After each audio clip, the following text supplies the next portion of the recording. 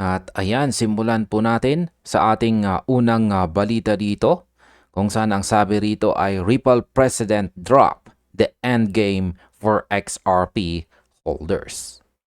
Habang ang marami po sa atin ay nakatutok sa pang-araw-araw na galaw ng market, si Ripple President Monica Long ay naglabas po ng isang pahayag na tinatawag na ngayon ng marami bilang ang endgame para sa atin bilang mga XRP holders.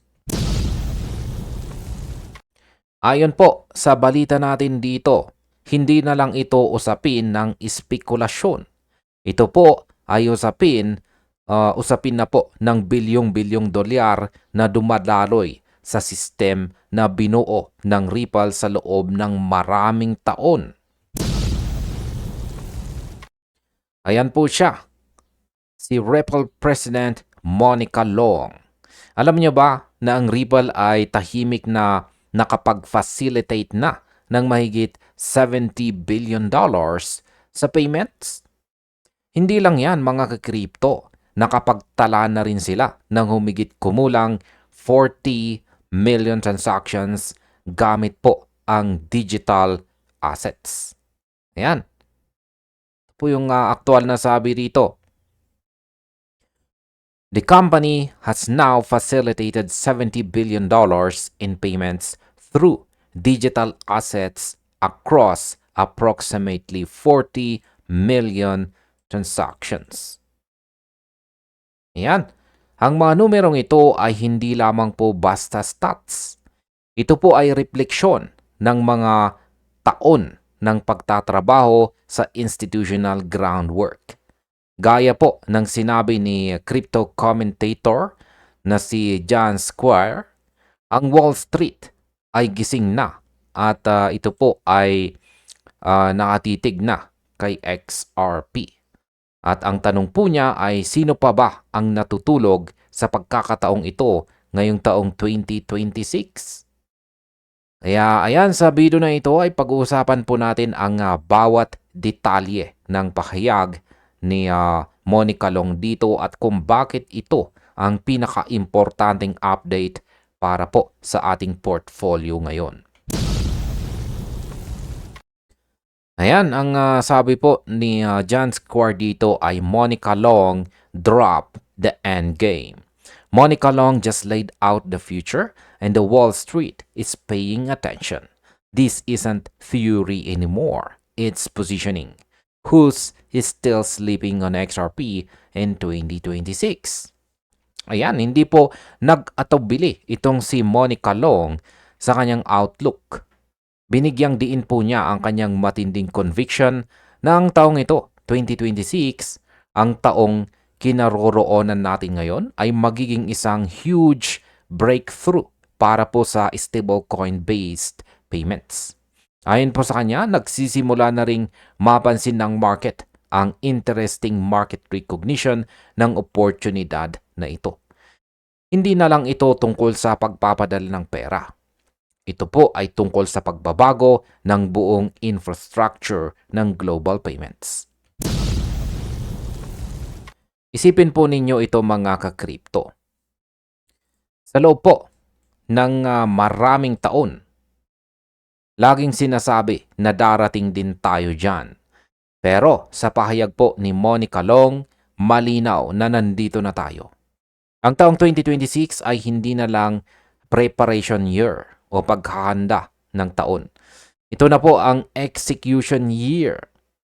Ang pagbanggit po niya sa stablecoin-based payments ay isang direktang pagtukoy sa kung paano po magiging efficient ang paglilipat ng value sa buong mundo.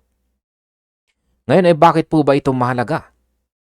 Mahalaga ito mga ka-crypto dahil ang stablecoins gaya po ng RLUSD ay nangangailangan ng isang bridge para maging mabilis at mura ang palitan sa iba't ibang fiat currencies. At dito po papasok ang ating paboritong asset.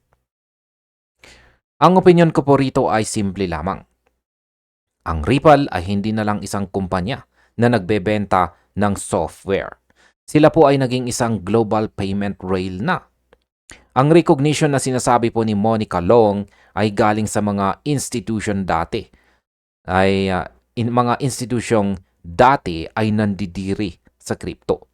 Ngayon sila na po mismo ang kumakatok sa pinto ng Ripple. Ang endgame na sinasabi po rito ay ang tuluyang pag-integrate ng Ripple system sa back-end ng bawat malaking bangko sa mundo. Kapag nangyari po yan, hindi na kailangang malaman ng tao na gumagamit sila ng crypto. Basta ang alam nila, mabilis at mura ang kanilang transaction. Iyan po ang tunay na adoption. Pag-usapan naman po natin ang papel ni XRP sa infrastructure. Ayan, marami po ang nagtatanong kung stable coins ang focus, ano na ang mangyayari kay XRP? Ayan, dito po naging malinaw itong si Monica Long.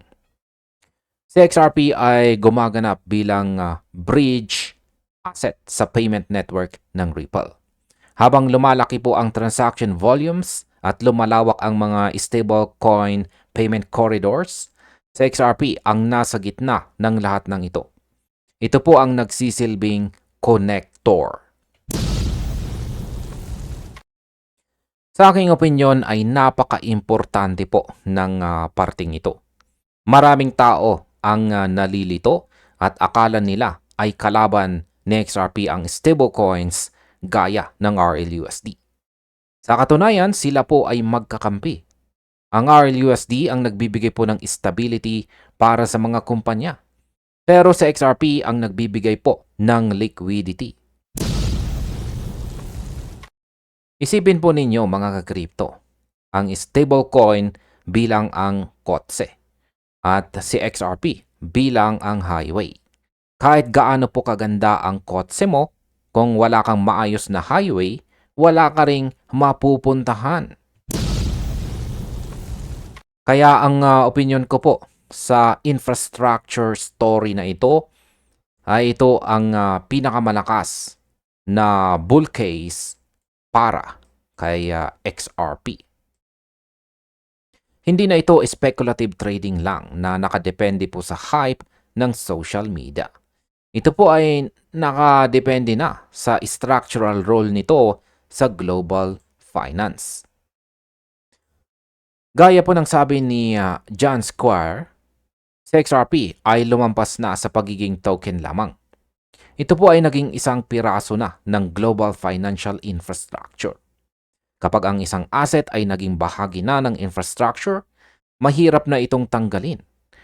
Para itong kuryente o internet. Kapag naging standard na, lahat ay kailangang sumunod. Yan po ang dahilan kung bakit kampante si Monica Long na hindi sila naghihintay na mangyari ang adoption. Sila mismo ang gumagawa nito.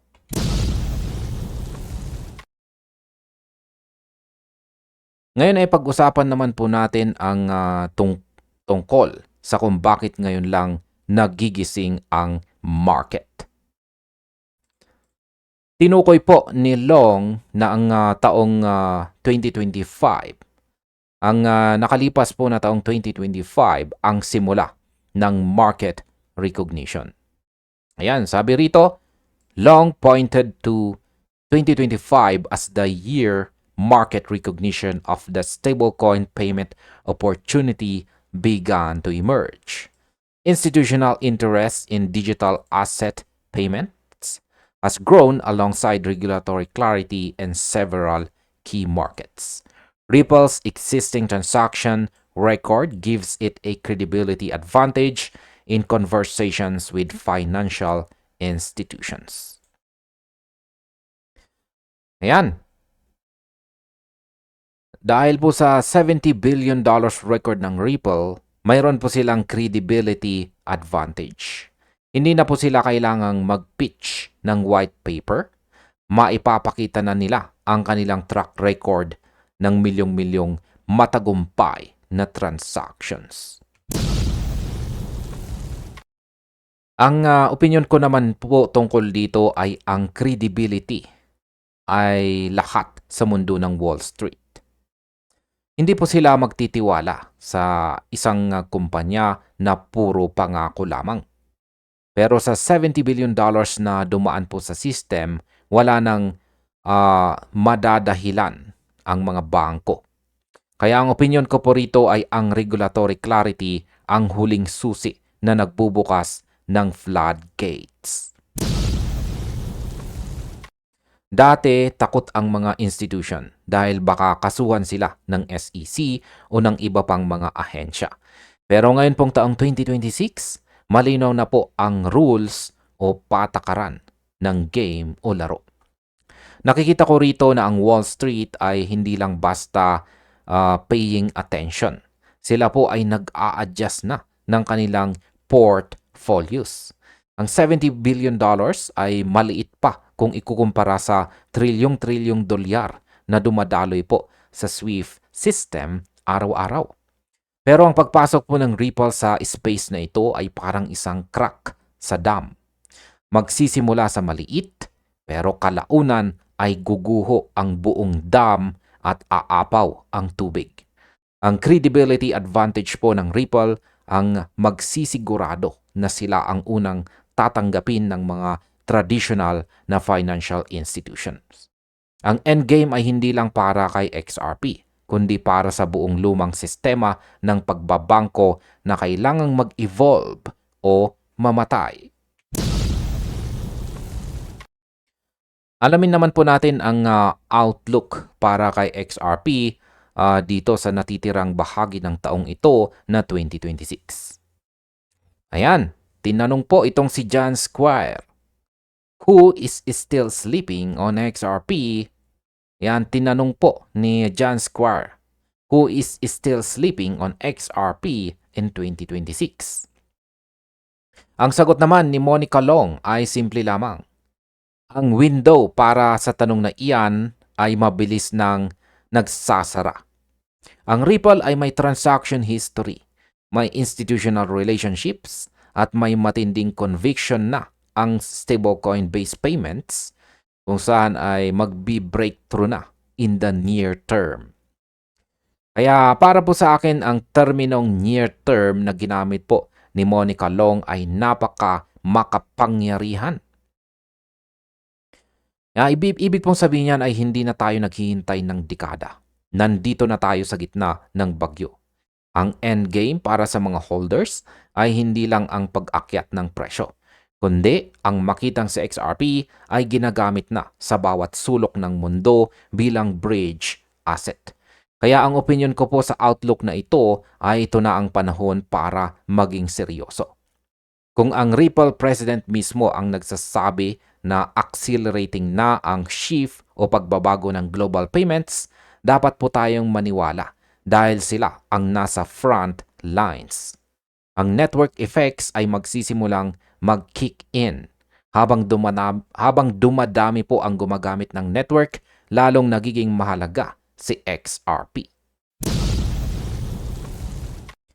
Ang window na sinasabi po ni Squire ay ang pagkakataon na makasabay bago po ang tuluyang mass adoption. Kaya wag po nating kalimutan na ang $70 billion ay simula pa lang. Ang trajectory po ng adoption at presyo ay magkasama sa kwentong ito.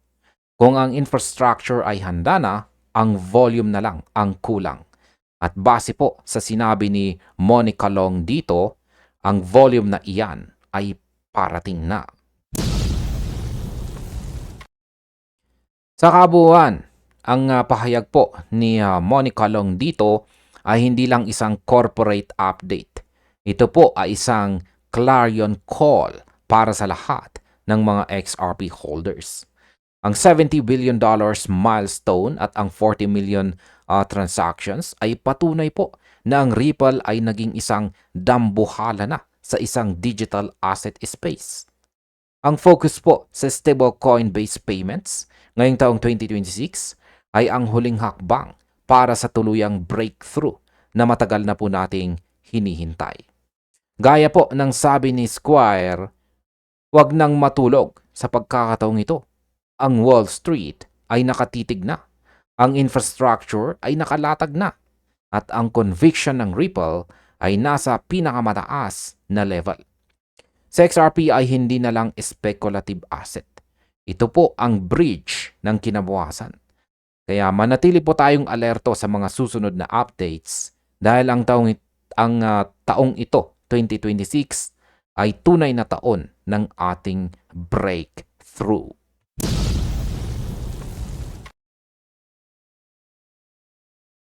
Ang sabi naman po sa ating sunod na balita dito ay XRP holder ranking before the Clarity Act. See where you belong. Yan, meron po kasing isang napakainit na paksa na pinag-uusapan po sa X na tiyak na makakarelate po tayo. Tinatanong po tayo kasi ng isang kilalang crypto commentator na si John Square po ulit kung saan ka ba kabilang sa XRP hierarchy bago ma-approve ang Clarity Act. Alam natin na ang XRP community ay binubuo po ng iba't ibang klase ng mga investors.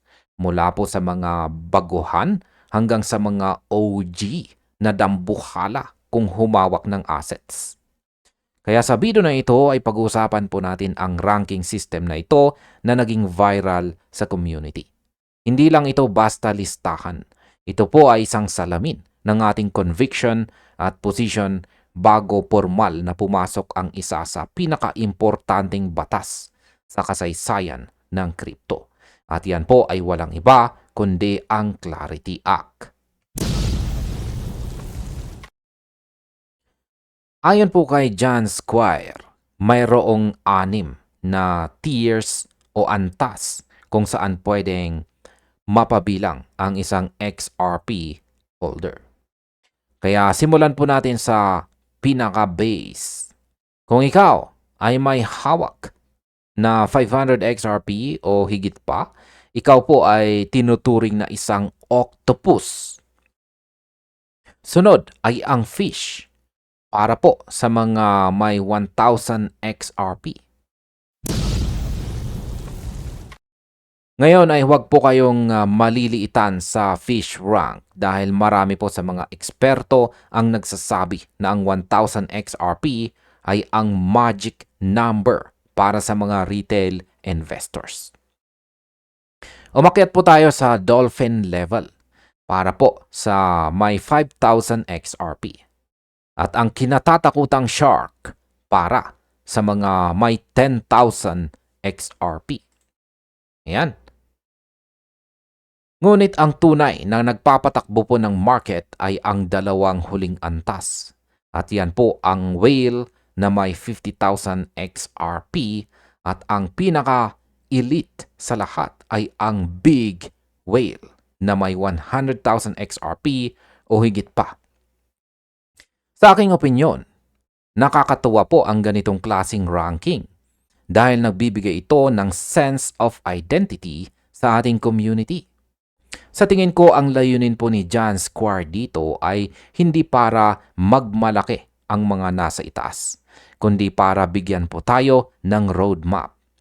Bilang mga investors, gusto po nating umakyat mula octopus patungong shark.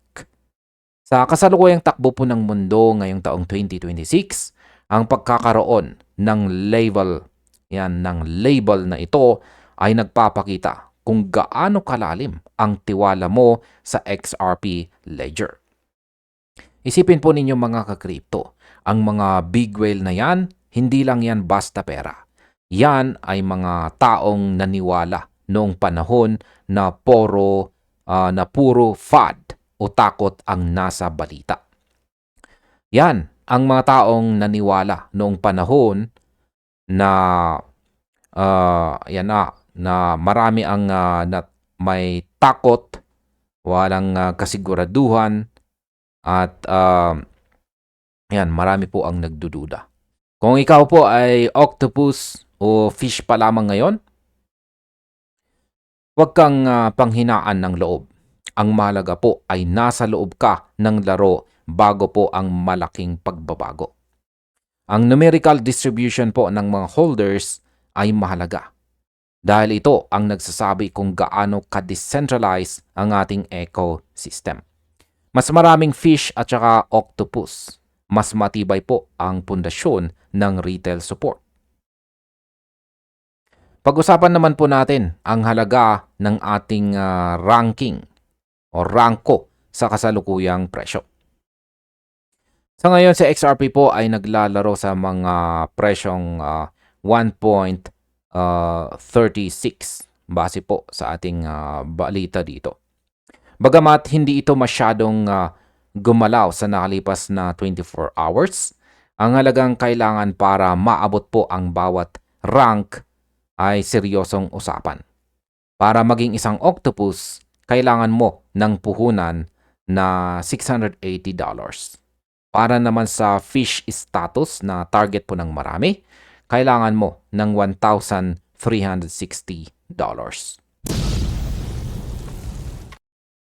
Dito na po nagsisimulang maging mabigat ang labanan.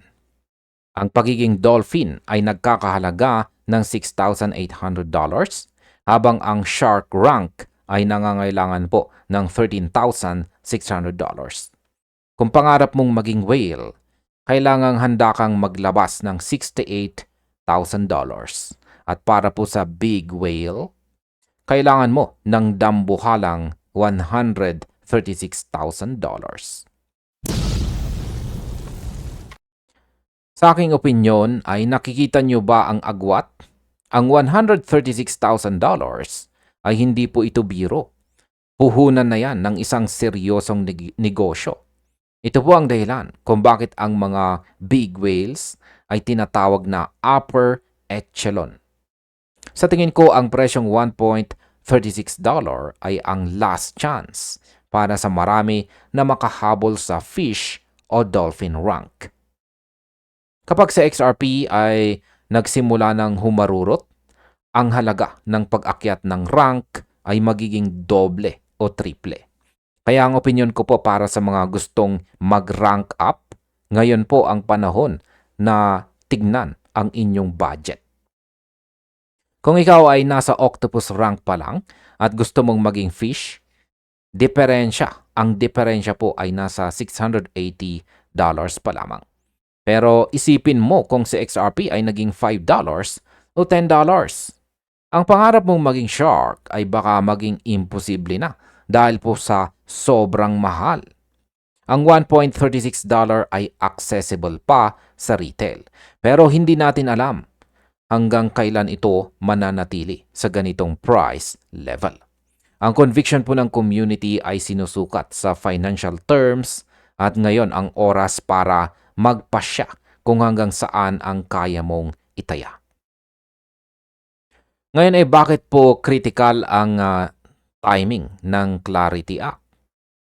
Marami po ang nagtatanong, bakit ngayon lang lumabas ang ranking na ito? Ang sagot po mga ka-crypto ay simple lamang. Yan po ay dahil sa Clarity Act. Ang batas na ito ang inaasahang magbibigay ng pinal at malinaw na definisyon sa ilalim ng batas ng Amerika kung ang isang token ay security o commodity. Bagamat si XRP ay mayroon ng regulatory clarity mula sa korte, ang Clarity Act ang magpapatibay sa kumpiyansa ng mga institutions. Ito ang dahilan kung bakit ang mga sharks at whales ay nagmamadaling ayusin ang kanilang mga posisyon. Gusto po nilang nakapwesto na sila bago pa formal na pumasok ang institutional capital. Ang post ni Square na ito ay nagsisilbing community check-in para makita kung handa na ba ang lahat sa posibleng pagsabog ng presyo. Sa aking opinyon, ang Clarity Act ay hindi lang basta pirasong papel. Ito po ang master key na magbubukas sa pinto ng mga malalaking bangko at saka financial giants. Sa tingin ko, ang timing po ni John Square ay perpekto. Pinapaalalahanan po niya tayo na bago magkaroon ng massive gains, kailangan mong malaman kung nasaan ang basihan mo. Kaya ang opinyon ko po sa batas na ito ay positibo dahil tatapusin na nito ang mahabang panahon ng pag-aalinlangan. Kapag may standard na ang gobyerno, wala nang dahilan ang mga institution para matakot.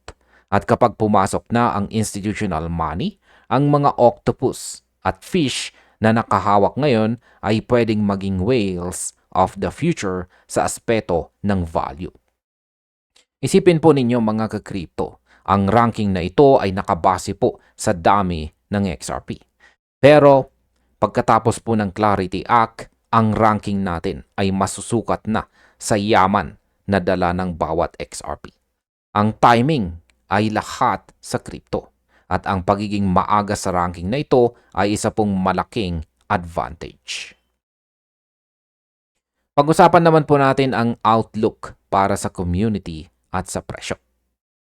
Sa kasalukuyang presyo po na $1.36, marami pa ring retail investors ang nagkakaranda pa na madagdagan ang kanilang holdings.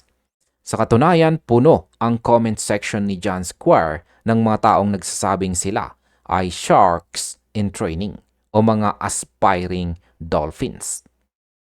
Mayroon ding mga seryosang whales na nag-confirm ng kanilang position. Ang octopus at saka fish levels ay mananatiling reachable para sa karaniwang tao sa ngayon. Pero ang pag-akyat sa mas mataas na antas ay nangangailangan ng matinding commitment at sakripisyo. Ang inaasahan po ng marami ay isang mabilis na pag-akyat ng presyo sa oras na maaprubahan ang Clarity Act na magdadala ng malaking profit sa mga nakapwesto sa matataas na tiers.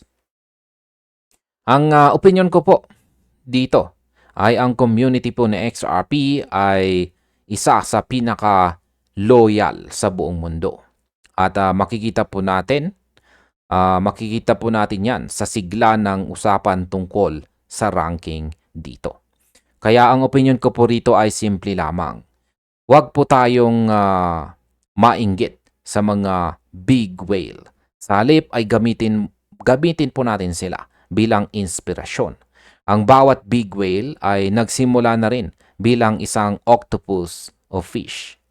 Kaya ang mahalaga po rito ay ang long-term vision. Kung ang goal mo ay makarating po sa shark rank bago matapos ang taon, kailangan mong maging strategic. Ang outlook po natin ay bullish dahil po sa fundamental support ng Clarity Act. Sa tingin ko, ang ranking na ito ay magbabago pagdating po ng taong 2027 kung saan baka ang 500 XRP ay ituring na ring shark dahil po sa sobrang taas na ng presyo at hirap na nitong abutin. Kaya ang masasabi ko po ay kung nasaan ka man sa ranking ngayon, panghawakan mo yan ng mabuti. Ang pag-akyat ng rank ay isa pong marathon at hindi po ito sprint. Ang mahalaga ay hindi ka naiwan sa pampang habang ang iba ay naglalayag na sa malalim na karagatan ng financial freedom. At ayan bilang kabuuan ng balitang ito, ang ranking po na ito ay paalala na ang panahon ng pag-aalinlangan ay matatapos na. Ang Clarity Act ang siyang magsisilbing hudyat para sa isang bagong yugto ng digital economy. Mula po sa pinakamaliit na octopus hanggang sa pinakamalaking big whale, lahat tayo ay may kanya-kanyang papel na ginagampanan sa ecosystem na ito. Tandaan po natin, ang kasalukuyang presyo ngayon ay hindi lamang ito basta presyo. Ito po ay isang pagkakataon. Kaya wag po nating kalimutang i-check ang ating mga portfolios at magpasya kung saan po ninyo gustong mapabilang kapag dumating na ang araw ng paghuhukom sa regulasyon. Kaya manatiling alerto, manatiling maalam at higit po sa lahat, manatiling committed sa inyong mga goals.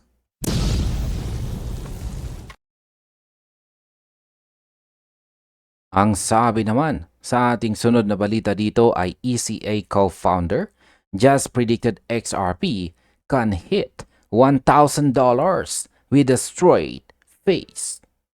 Ayan, meron pong isang balita dito na mabilis na kumalat sa buong crypto community na siguradong magpapatayo ng balahibo ng bawat XRP holder.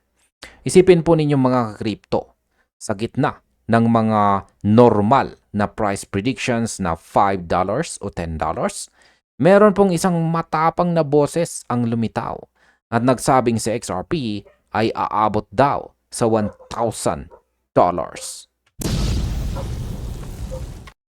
Hindi po ito galing sa kung sino-sino lang na moonboy sa X. Ito po ay galing mismo kay Dom Kwok. Siya po ang co-founder ng ECA. At ang pinakamatindi sa balitang ito ay sinabi niya ito with a straight face. Ibig sabihin, seryosong-seryoso po siya at walang bahid ng pag-aalinlangan. Ayon po sa ulat dito, ang pahayag na ito ay muling nagpaalab sa usapan tungkol po sa long-term potential ni XRP. Kaya sa video na ito ay pag-uusapan po natin ang bawat detalye ng interview na ito, ang logic sa likod ng $1,000 prediction at kung bakit naniniwala itong si Kwok na walang ceiling o hangganan ang mundo ng cryptocurrency. Simulan po natin ang tungkol sa straight face interview sa Roll Up Podcast. Ang lahat ng ito ay nagsimula po sa isang episode ng The Roll Up Podcast kung saan naging panauhin ang magkapatid na Dom at saka Phil Kwok. Sila po ang mga utak sa likod ng ECA. Ang clip po na ibinahagi ng kilalang XRP enthusiast dito na sa XRP Bank ay naging viral dahil po sa reaksyon ni Dom. Nang tanungin po siya ng mga host na sina Robbie at saka Andy kung kaya bang lampasan ni XRP ang $10, ang sagot niya ay mabilis at direkta. Sabi niya, "Oh, definitely, for sure." Pero hindi dito nagtapos ang usapan. Dinagdagan niya ito ng isang pahayag na nagpatahimik sa studio. Sabi niya, "I think it could go over $1,000 definitely in the next 4 to 5 years." Isipin po ninyo yan mga ka-crypto. Hindi 20 years, kundi sa susunod na 4 hanggang 5 taon lamang. Ang pagkakasabi po niya rito ng seryoso at walang halong biro ang siyang nagbigay ng bigat sa kanyang forecast. Sa aking opinyon, sa totoo lamang po mga crypto, napakahirap lunukin ng $1,000 prediction para sa maraming tao. Lalo na kung titignan mo ang kasalukuyang presyo. Pero may punto po itong si Dom Kwok sa kanyang conviction. Kapag ang isang co-founder ng isang malaking platform gaya po ng ECA ay nagbitaw ng ganitong salita sa isang seryosong podcast, alam niyang nakasalalay dito ang kanyang reputasyon. Ang pagkakasabi po niya rito with a straight face ay nagpapakita na mayroon po siyang nakikitang data o insider perspective sa institutional adoption na hindi pa natin lubos na nauunawaan bilang mga retail investors. Kaya sa tingin ko ang target na ito ay hindi lang basta hype. Ito po ay isang projection base sa bilis ng pagbabago ng global financial system ngayong taong 2026. Ngayon ay pag-usapan naman po natin ang tungkol sa market cap debate at limitasyon. Yan, may limitasyon ba ang crypto? Siyempre, hindi po pinalampas ng mga host ang usapin tungkol sa market capitalization. Tinanong nila si Kwok, paano mangyayari yan? Isipin mo ang dambuhalang market cap na kailangan para suportahan ang $1,000 na presyo ng XRP. Ito ang karaniwang argument ng mga skeptics na kailangan ng mas maraming pera kaysa sa kabuuang pera sa mundo para mangyari ito. Pero dito po nagbigay ng napakagandang counter-argument itong si Dom Kwok. Sabi niya, cryptocurrency market, ang cryptocurrency market ay hindi katulad ng traditional stock market. Sa crypto, ang market cap ay walang ceiling o kisame. Ipinaliwanag niya na ang valuation sa digital assets ay gumagalaw sa ibang klaseng logic. Isang logic na hindi po nakakulong sa lumang rules ng Wall Street. Sa aking opinyon ay sang-ayon ako sa sinabi po ni Kwok na ang market cap sa crypto ay madalas na nami-misinterpret. Ang market cap ay price times circulating supply lamang. Hindi ito nangangahulugan na kailangang may pumasok na actual cash na katumbas ng market cap value para umakyat ang presyo. Kapag naging scarce o nagkaroon po ng supply shock sa XRP dahil lahat ng institution ay ginagamit na ito para sa settlement, ang presyo ay pwedeng tumalon ng napakataas kahit walang trilyong dolyar na pumasok ng sabay-sabay. Ang crypto po ay mathematical asset at sa matematika, ang expansion ay pwede pong maging exponential. Ang ideya na may ceiling po ang market cap ay isang lumang kaisipan na unti-unti nang binabasag ng realidad ngayong taong 2026. Pag-usapan naman po natin ang tungkol sa Bitcoin benchmark at ang utility advantage. Ginamit din ni Kwok ang Bitcoin bilang kanyang benchmark o pamantayan. Binigyang din po niya na si Bitcoin ay may napakataas na value kahit na limited ang functional activity nito sa araw-araw na transaction kumpara sa vision ni Ripple. Kung ang isang asset na walang malawak na utility, gaya po ni Bitcoin ay kayang umabot sa ganitong kalaking valuation, paano pa kaya sa XRP na may real-world use cases? Ang logic po ni Kwok ay simple lamang. Ang asset na walang matibay na utility ay nakaka-scale ng husto dahil po sa store of value status. Ngayon, isama mo sa XRP na ginagamit po sa cross-border payments, liquidity provisioning at saka institutional settlements. Ang utility plus scarcity formula na ito ang siyang magbibigay ng justification para sa isang napakataas na long-term valuation. Ang opinion ko po tungkol dito ay napakasolid po ng logic na ito. Madalas po nating makalimutan na ang XRP ay idinisenyo para humawak ng dambuhalang halaga ng pera.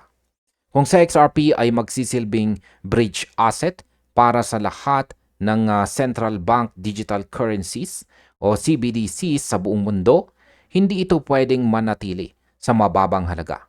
Kailangan po talaga ng mataas na presyo para ma-accommodate ang trilyong-trilyong dolyar na lilipat sa network araw-araw nang hindi po nagkakaroon ng volatility issues. Sa madaling salita, ang $1,000 XRP ay hindi lang gusto ng mga holders, kundi kailangan po ng system para maging efficient ang global finance. Ito po ang dahilan kung bakit kampante si Kwok na kahit seryoso ang kanyang mukha, ang kanyang basihan ay ang technical na pangangailangan ng sistema.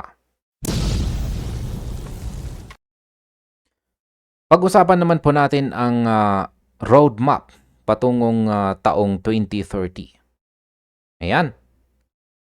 Hindi ito ang unang pagkakataon na nagbigay po ng ganitong prediction itong si Dom Kwok. Dati na po niyang sinabi na ang $1,000 ay achievable pagdating po ng taong 2030. Ayan. Pero sa interview na ito, tila naging mas aggressive ang kanyang timeline. 4 hanggang 5 taon na lang daw mula ngayon. Naniniwala siya na ang asset na ito ay kayang-kayang abutin ang target na ito dahil po sa bilis ng enterprise adoption na nakikita po natin ngayon. Ang forecast na ito ay sumasabay po sa lumalaking optimism sa paligid ng Ripple. Ang mga partnership sa malalaking financial institutions at ang patuloy na technological integrations ay nagpapatibay po sa posisyon ng XRP. Dagdag pa rito ang regulatory clarity na tinatamasa na natin ngayon na nagbibigay po ng kumpiyansa sa mga institution na pumasok ng tuluyan. Sa aking opinyon, nakikita ko po na ang timeline na 45 years ay tumutugma sa Fourth Industrial Revolution kung saan ang blockchain ay magiging standard na. Isipin po ninyo mga crypto, noong taong 2010, tatawanan ka rin kung sasabihin mong magiging $70,000 si Bitcoin mula sa ilang cents lamang. Ngayon pong nasa 2026 na tayo. Ang infrastructure phase ng Ripple ay tapos na. Nasa adoption phase na po tayo. Kapag nagsimula na po ang snowball effect ng institutional usage, ang bilis ng pag-akyat ng presyo ay ikagugulat po ng marami. Kaya ang prediction po ni Kwok ay nagsisilbing wake-up call para sa mga hindi pa nakakaunawa sa laki ng pagbabagong darating. Ang co-founder po ng ECA ay kayang sabihin nito ng diretso ang kanyang mukha. Marahil ay mayroon po siyang alam na hindi pa public knowledge. Sa kabuuan ng balitang ito, ang prediction po ni Dom Kwok ay isang hamon sa lahat ng mga skeptics na laging nakatingin sa nakaraan. Ang cryptocurrency market ay tungkol po sa kinabukasan. At sa mundong ito, ang imposible ay pwede pong maging realidad sa loob lang ng maikling panahon. Ang $1,000 XRP ay maaring magmukhang panaginip ngayon. Pero sa bilis ng cross-border payments at liquidity needs ng mundo, baka ito na ang susunod nating katotohanan. At ayan, napakahalaga po na manatili po tayong informed sa mga ganitong balita dahil ito ang nagbibigay sa atin ng macro perspective sa ating mga investments.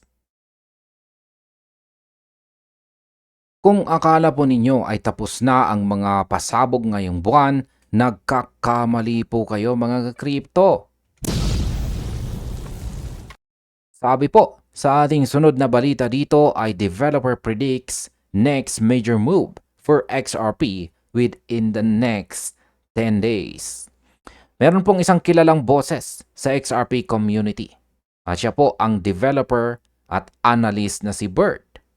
Siya ay naglabas ng isang napaka-precise na timeline na nagpapakaba at nagpapanabik sa buong XRP army. Ayon po kasi sa kanyang huling analysis ay mayroon daw major move na parating para kay XRP sa loob lamang ng susunod na 10 araw. Hindi ito yung tipong hula-hula lang na balang araw tataas din tayo. Si Bird ay naglatag po ng technical na basihan mula po sa chart na sumasaklaw mula September 2024 hanggang ngayong April 2026. Kaya ayan po ang kanyang chart. Ang timeline na ibinigay po niya ay parang isang ticking time bomb para sa mga investors. Kaya sa video na ito ay titignan po natin ang kwento sa likod ng chart na ito, ang symmetrical triangle na nagaganap at ang kasalukuyang price target na $27. Kaya ihanda po natin ang ating mga sarili dahil ang compression na nakikita po natin ngayon ay hindi na po tatagal. Ayan, simulan po natin dito sa chart ni Bird. Pero balikan po muna natin ang kasaysayan para maintindihan natin kung nasaan tayo ngayon. Ang chart po dito na ibinahagi ni Bird ay nagpapakita ng peak na $3.65 noong July 2025. Matapos po ang all-time high na yan, pumasok po sa XRP sa isang mahabang downtrend. Yan, mahabang downtrend. Ito po yung peak. At ito po yung mahabang downtrend. At umabot po siya sa $1.3 noong huling bahagi ng taong 2025 dito. Sa puntong ito, marami po ang nawalan ng pag-asa. Pero para sa mga eksperto gaya po ni Bird, ito ay simula lamang ng isang dambuhalang symmetrical triangle. Ayan, ang dambuhalang symmetrical triangle dito ay ito po yung binubuo ng kulay puti na linya. At kitang-kita na po natin ay nandito na sa dulo yung kasalukuyang nabubuong candlestick natin. Kaya ipit na ito. Sa tingin ko, napaka-importante na tinitingnan po natin ang long-term perspective. Madalas kasi tayong matrap sa galaw ng presyo sa loob ng isang oras o isang araw. Pero ang pinapakita po rito ni Bird ay isang structural shift. Ang $1.3 support level na paulit-ulit ng tinitest ni XRP simula pa noong late 2025 ay hindi lamang po ito basta numero. Ito po ang pundasyon ng ating susunod na lundag.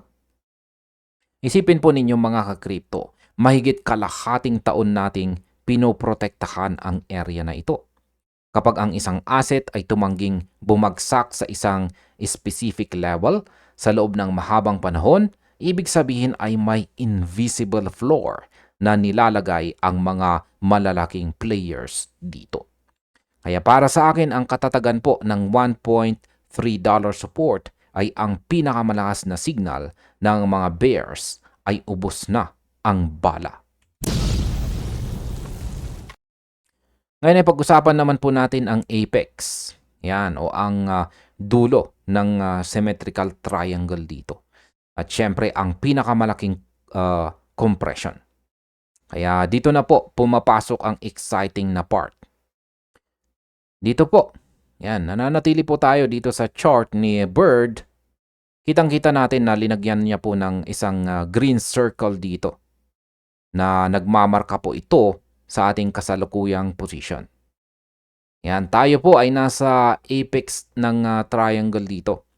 Ang apex ay ang dulo po ng triangle kung saan nagtatagpo or nag-meet ang upper trend line at saka lower trend line. Sa puntong ito, ang presyo po ay wala nang mapuntahan. Kaya napaka-tight po ng range. Isipin po ninyo mga ka-crypto. Kahapon ang naging range lamang ay nasa 0.0103. Yan, mula po sa high na 1.3508 hanggang sa low na 1.3405. Sa aking opinyon, ang compression po na ito ay parang isang spring na pinipressure ng husto.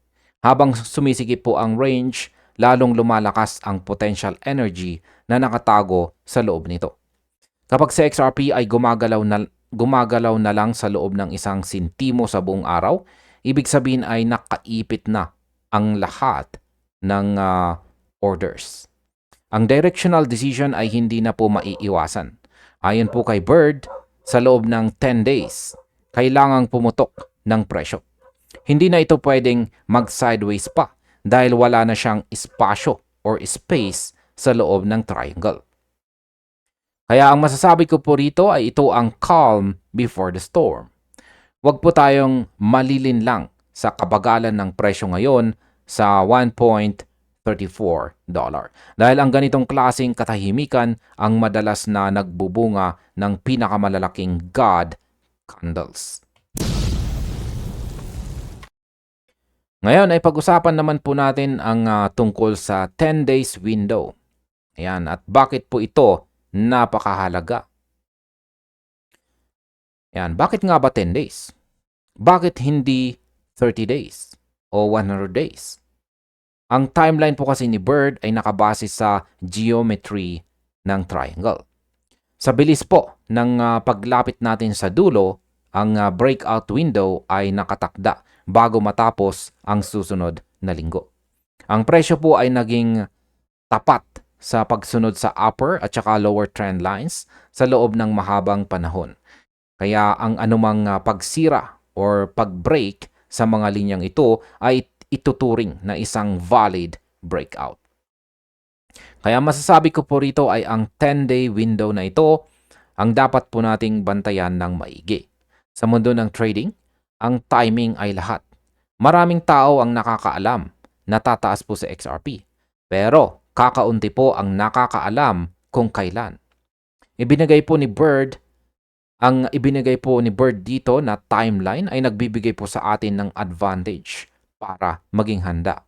Sa tingin ko, ang timing na ito ay posibleng sumabay po sa iba pang mga external factors sa market o mga upcoming news na hindi pa natin ganap na nakikita. Ang selyo po ng $1.3 support ay nagawa na. Ang compression ay nandito na. At ang 10-day countdown ay nagsimula na po. Kung ako po ang tatanungin, ang susunod na 10 days ang magiging pinakamahalagang yugto para sa ating XRP portfolio ngayong taong ito. Ngayon ay pag-usapan naman po natin ang target na $27. Isa nga ba itong panaginip o posibilidad?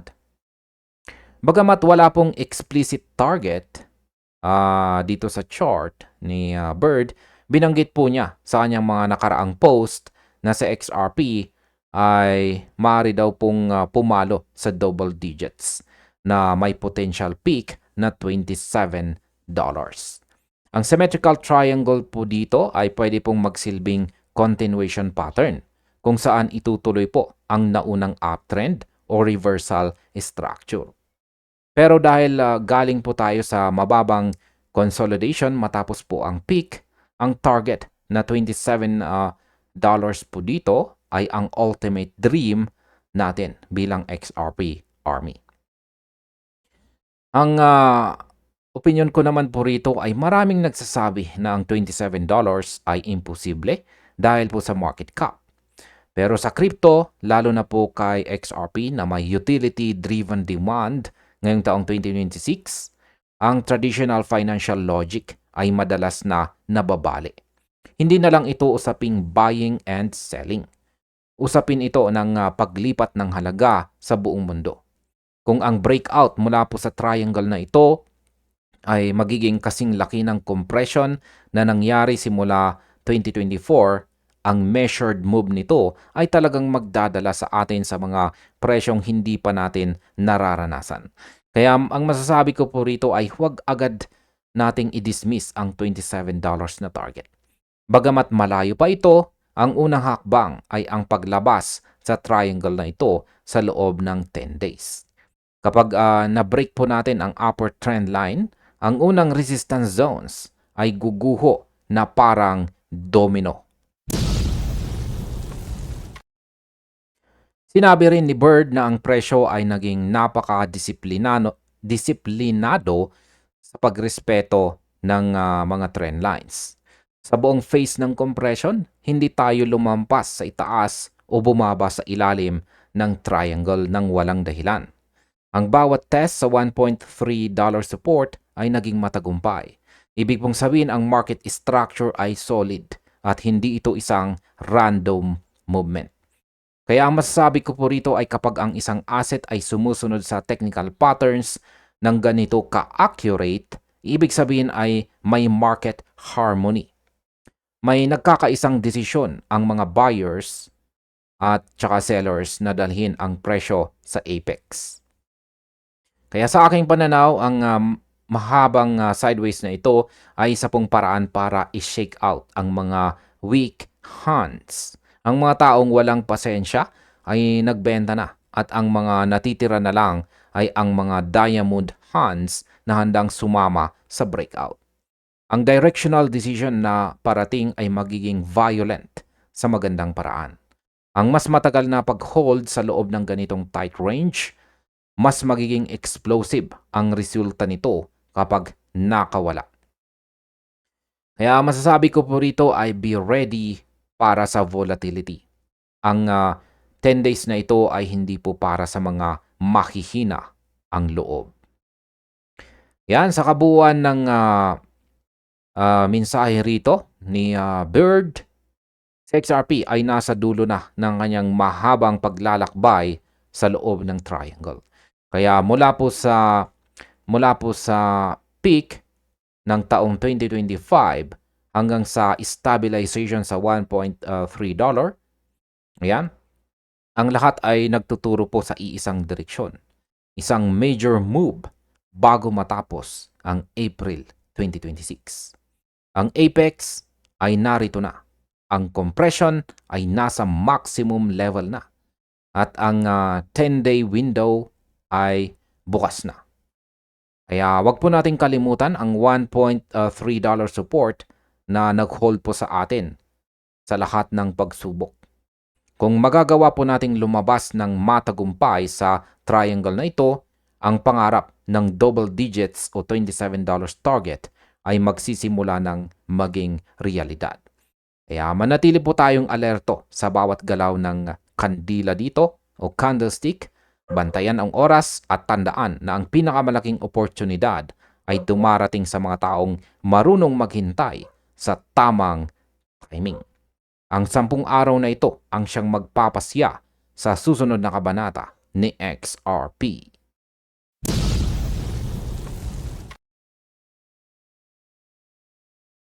At ayan, ang sabi naman sa ating sunod na balita dito ay here's how Ripple could trigger an increase in XRP price. Madalas po nating marinig na ang presyo ng crypto ay nakadepende sa dami ng tao na bumibili nito. Yung tinatawag nating retail demand. Pero ayon po sa isang bagong report dito at ang research na ibinahagi po ni Smoke sa X, mayroong dokumentasyon na nagpapatunay na hindi po retail investors ang pangunahing susi sa pag-akyat ng presyo ni XRP. Ang dokumentong ito ay naglalagay po kay XRP sa isang kakaibang posisyon. Sinasabi rito na ang institutional adoption ang tunay at nag-iisang mekanismo para mag-trigger ng pagtaas ng presyo. Ibig sabihin, habang tayo ay naghihintay ng moon, ang institution na pala ang may hawak ng remote control. Kaya sa video na ito ay pag-uusapan po natin ang bawat detalye ng dokumentasyong ito at titignan po natin kung bakit si XRP ay hindi lang basta barya, kundi isang infrastructure. Yan, simulan po natin sa base layer ng payments stack. Kaya unawain muna natin ang kinalalagyan ng Ripple. Ayon po sa dokumento, ang Ripple ay nag-operate po sa base layer ng payment stacks. Yan, hindi po sila nakikipag-ugnayan ng direkta sa mga ordinaryong tao o maliliit na negosyo. Ang focus po nila ay ang mga bangko, money transmitters, at malalaking financial institutions. Sila po ang nagbibigay ng settlement functionality. Ngayon, ang opinion ko po tungkol dyan ay napakalaking point po nito dahil madalas nating makita sa social media na bakit hindi ginagamit ng mga tao si XRP pambili ng kape. Ang sagot po ay simple.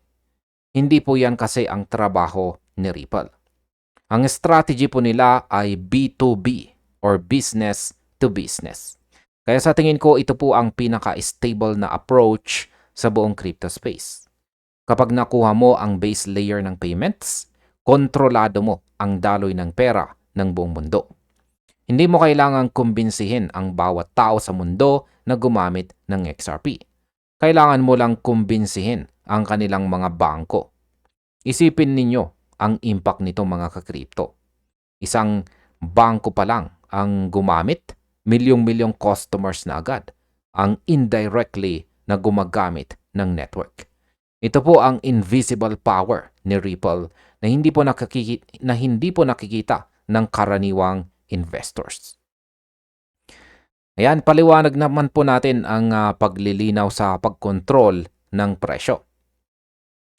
Isa pong mahalagang bahagi ng dokumentasyon ang nagsasabing ang Ripple ay does not govern retail prices. Paulit-ulit na itong sinabi ng mga executive ng Ripples. Hindi po nila kontrolado ang XRP ledger. At lalong hindi po nila kontrolado kung magkano ang bibilhin ninyo sa exchange. Ang network ay ginawa para bigyan ng flexibility ang mga institutions. Sila po ang bahalang mag-manage ng kanilang profit margins at kung paano po nila ipapasa ang cost savings sa kanilang mga end consumers. Ang masasabi ko po rito ay ang linaw-linaw ng mensahe po rito. Ang Ripple ay gumagawa po ng tool, parang kumpanya ng kuryente. Ibibigay nila ang wire at saka kuryente, pero kayo ang bahala kung anong appliances ang isasaksak ninyo. Ang opinion ko po rito ay pabor sa mga long-term holders. At ang tanong ay bakit? Dahil ibig pong sabihin nito, ang value po ng XRP ay hindi artificial. Hindi po ito pump ng Ripple. Ang value nito ay magmumula sa organic institutional utility. Kung ang documentation ay nagsasabing ang Ripple ay hindi nag-govern ng presyo, ibig sabihin ang presyo ay sumusunod sa law of demand and supply sa loob ng institutional infrastructure. Ito po ang tunay na decentralization sa aspeto ng presyo. Ang market, lalo na ang mga dambuhalang bangko, ang magsasabi kung magkano ang worth ng liquidity na hatid ni XRP. Ngayon ay pag-usapan naman po natin si XRP bilang bridge asset at ang adoption thesis. Dito na po pumapasok ang pinaka-interesting na bahagi. Si XRP ay gumagana bilang bridge asset at nagbibigay po ng liquidity sa network. Direkta itong sinabi sa dokumento.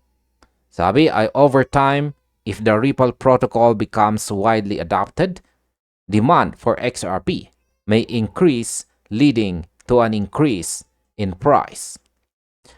The price thesis, ang price thesis ay direktang nakakabit po sa institutional adoption. Hindi po ito baka, kundi ito ang disenyo ng system. Sa aking opinyon, ang tinatawag po nating utility-driven price appreciation.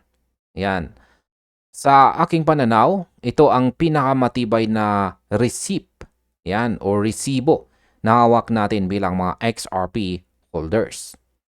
Sinasabi po ng dokumento na ang demand ay lalabas kapag ang protocol ay naging widely adopted. Hindi po ito retail demand na pwedeng mawala bukas kapag may bagong meme coin. Ito po ay institutional demand na sticky o permanent. Kapag ang isang bangko ay nag-integrate na sa Ripple protocol, hindi po sila basta-basta aalis doon dahil sa sobrang mahal at hirap ng integration. Ibig pong sabihin, ang demand para sa XRP bilang bridge asset ay magiging constant at saka growing o lumalago. Kaya sa tingin ko, ito po ang dahilan kung bakit napakakalmado ng Ripple sa gitna ng mga lawsuits. Alam nila na ang architecture po nila ay para sa global settlement layer. Ngayon ay alaman naman po natin ang pagkakambing sa HTTP at saka SMTP. Binigyang diin din ni Smoke ang isang detalye. Si XRP ay ikinukumpara sa mga foundational protocols gaya po ng HTTP para sa websites o SMTP para sa mga emails. Ang mga protocols na ito ang nag-i-enable ng infrastructure ng internet. Hindi po nila dinidiktahan ang ugali ng mga tao. Binibigyan lang nila tayo ng paraan para mag-usap at magpadala ng impormasyon. Sa XRP, ang value transport layer of the internet. Kaya ang masasabi ko po rito ay napakalawak ng vision na ito. Isipin po ninyo mga crypto, sino ang nagmamay-ari ng HTTP? Wala po. Pero lahat tayo ay gumagamit nito araw-araw. Ang Ripple ay gustong gawin ang parehong bagay sa pera. Kaya ang opinion ko po rito ay simple lamang. Kung sa XRP ang magiging standard protocol para sa value transfer, ang value nito ay hindi na po masusukat sa dolyar kundi sa global liquidity necessity. Parang langis po sa makina. Hindi mo pwedeng patakbuhin ang mundo nang wala ito. Ang comparison po sa SMTP at saka HTTP ay nagpapatunay na ang Ripple ay hindi po naghahanap ng quick profit. Sila po ay nagtatayo ng isang legacy system na gagamitin ng susunod na henerasyon. Ang mga investors ay tinatawag na participants sa layer na ito. Hindi lang tayo buyers. Tayo ay infrastructure participants. Ngayon ay pag-usapan naman po natin ang institutional price levels at ang mekanismo ng pag-akyat. Ayon po sa dokumentasyon, ang mga projected price levels ay umiiral po sa loob ng isang institutional context. Ang mechanism para tumaas po ang presyo ay ang widespread adoption. Yan, ang widespread adoption po ng mga financial institutions. Hindi po ito peer-to-peer network na naghahanap na tanggalin ang mga bangko. Sa halip, si XRP po ay nakikipagtulungan sa kanila. Ang masasabi ko po rito ay ito ang hard truth na kailangang tanggapin ng mga crypto purist. Si XRP ay hindi po anti-bank. Ito po ay pro-efficiency. At sa tingin ko, ito ang magpapayaman sa mga XRP holders. At bakit? Dahil ang mga bangko ang may hawak ng real money. Sa aspeto ng presyo, mas gusto ko po ang asset na ginagamit ng mga bangko kaysa sa asset na ginagamit lang ng mga tao para mag-send sa isa't isa. Ang mechanism na binanggit po sa dokumento ay malinaw. Institutional adoption equals demand equals price increase. Sa aking pagsusuri, nasa phase 1 pa lang po tayo nito. Ang phase 1 ng building at saka testing. Kapag pumasok na po tayo sa phase 2 o yung widespread adoption, ang projections na nakikita po natin sa documentation ay posibleng magkatotoo ng mas mabilis kaysa sa inaakala natin. Ngayon ay ano nga ba ang kahalagahan ng dokumentasyong ito ngayong taong 2026? Ang post po rito ni Smoke ay nagbabalik ng focus sa architecture ng Ripple. Ngayon pong taong 2026, kung saan ang institutional attention ay nasa peak na, ang documentation na ito ay nagsisilbing roadmap. Hindi po ito bago pero ito ang solid basis kung bakit tayo naririto. Sa XRP ay dinisenyo para gumana kasama ang mga institution, hindi laban sa kanila. Ngayon ang masasabi ko po tungkol sa balitang ito ay isa po itong validation. Binibigyan tayo nito ng kumpirmasyon na ang ating investment ay nakasandal sa mathematical infrastructure. Ang community ay excited na makita kung gaano kataas ang aabutin ng XRP. At base po sa dokumentong ito, walang limitasyon basta't ang mga institution ay patuloy na sumasali sa network. Ang architecture po ni Ripple ay future-proof. Habang ang ibang crypto ay nahihirapan sa regulasyon, ang Ripple ay matagal na itong pinaghandaan sa pamamagitan ng pagbuo ng system na pamilyar at kailangan ng mga bangko. Ang pag-akyat po ng presyo ay byproduct lang ng tagumpay ng infrastructure na ito. At sa kabuuan, malinaw po ang mensahe ng dokumentasyong ito. Ang presyo po ng XRP ay hindi lang isang aksidente o resulta lang ng hype. Ito po ay isang kalkuladong resulta ng institutional adoption. Sa XRP ay ang value transport layer na magkokonekta sa buong mundo ng finance.